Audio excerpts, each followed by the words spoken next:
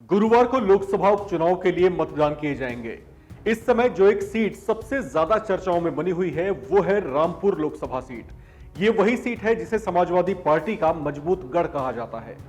2019 में जब मोदी की जबरदस्त लहर मानी जा रही थी, उस समय भी समाजवादी पार्टी ने इस सीट पर झंडे गाड़ दिए थे।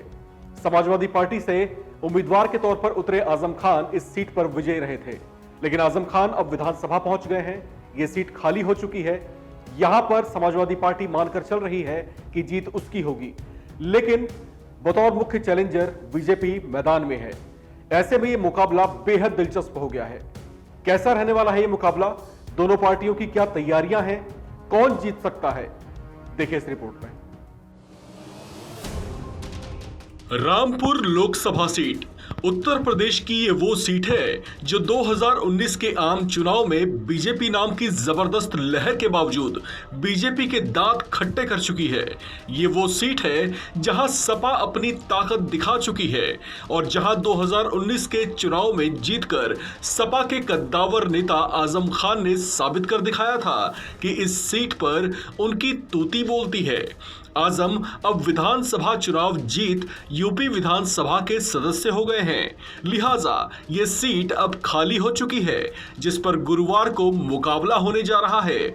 मुख्य मुकाबला यहां सपा और बीजेपी के बीच ही माना जा रहा है। मैदान में सपा की ओर से आजम खान के करीबी आसिम रजा हैं, तो बीजेपी ने पूर्व एमएलसी रहे घनश्याम सिंह लोधी को मुकाबले में उतारा है। ये सीट जीतना बीजेपी के लिए एक बड़ा चैलेंज है, लिहाजा इस सुपर हॉट सीट को जीतने के लिए बीजेपी ने एड़ी चोटी का जोर लगा दिया है। आलम यह है कि पिछले कुछ दिनों से बीजेपी के कई बड़े चेहरों ने यहां डेरा डाला हुआ है। बीजेपी ने इस सीट को फतह करने के लिए पूरी ताकत झोंक रखी है। ये वो सीट है जो समाजवादी पार्टी का मजबूत गढ़ रही है, जिस पर सपा के एक बड़े मुस्लिम नेता के तौर पर पहचान रखने वाले आजम खान की जबरदस्त पकड़ रही है।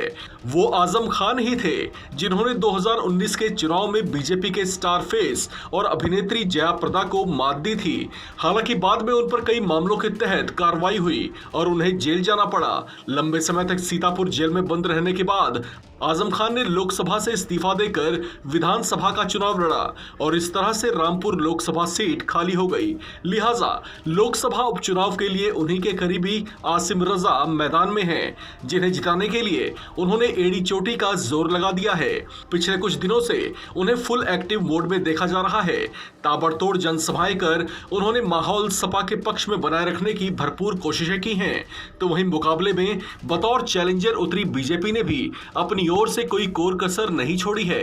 रामपुर के चुनावी मुकाबले को फतह करने के लिए बीजेपी की ओर से कई दिग्गज कड़ी मेहनत कर रहे हैं। यूपी कैबिनेट के 16 मंत्री जहां मैदान में एक्टिव देखे गए हैं, वहीं जनसभाएं और डोर टू डोर अभियान भी चलाए जा रहे हैं और वो तमाम कोशिशें की जा रही हैं जो जनता का मूड बीजेपी के पक्ष में करने के लिए पार्टी की ओर से जरूरी समझी गई हैं।